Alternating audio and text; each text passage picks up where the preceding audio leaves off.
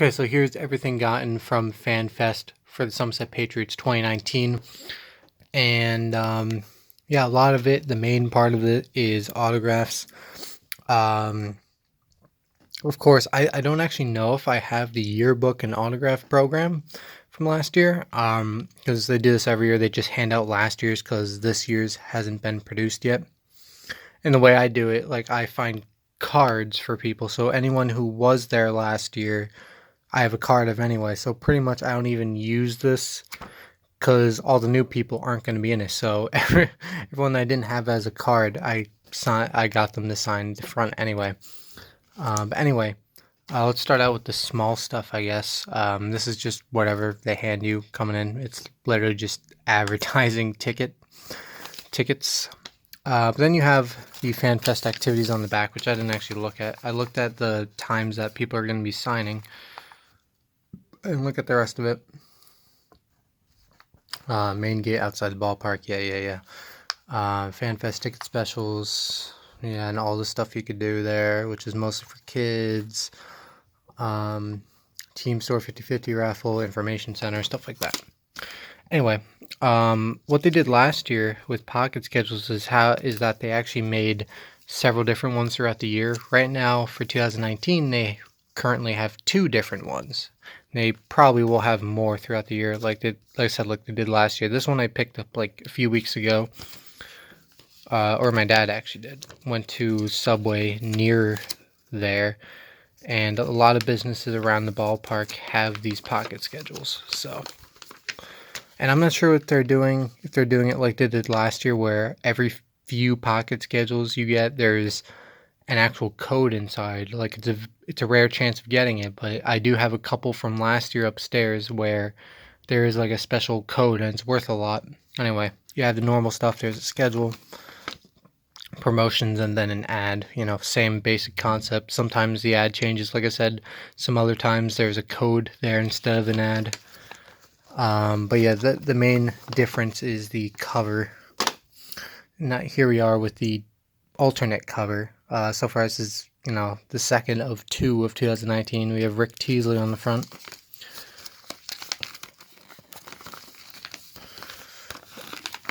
And as you can see, it's the same thing. Different ad on this side, different ads over there, but, same concept. Anyway. Oh well. Anyway. Guess we'll show off this first because this isn't anything special. I try to save the most special stuff for last. It's just a scorecard. Nothing really big here. Never going to use it. I have my own scorecards. But it just came with the program, which was all free anyway. Pretty much the whole thing about today was everything free, besides probably food and the team store and tickets. But anyway, like I said, everyone who was on the team last year, at the beginning of the year, I had cards of, because that's what they do. There are no 2019 cards. All minor league teams do this. They never have any cards until middle of the year. So some of these people were on the team last year, just not the whole year. Like here, up top, let's start. We have David Kubiak. And I do want to point out, I did not get any of the coaches or Sparky Lau, because I get them every year. It's not that special anymore. I have several Sparky Lyles and a few of each of the coaches, and they're the same coaches. So, and I even have John Hunt and autographs from when he was still a player, so before he was a coach. So I have plenty of those. Just mainly focused on the new players and everything. Who do we have up here? I didn't actually look where everyone signed. I just know that's David Kubiak. Some of these numbers I'm not familiar with either. Let's see. I have Will Kenger, number 7 over here. I believe this is James Pugsley, number 50 right here. This is Zach Zinicola, number 19. Who is this up here? I can barely make out any of those letters. Jeez. I would say that's Steve Nyeds, however you pronounce his last name, right there. Because that's the only one that I know I don't. That's the only other one that I know I don't have from here. So I assume that's his, although it doesn't really look like his name. But yeah. Now let's get into the cards.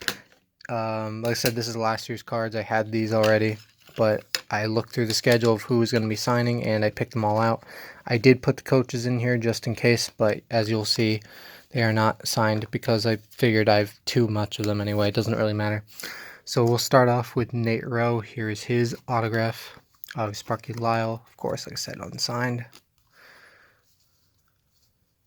We have Fox Beyer. We have Glenn Barker. We have John Hunton.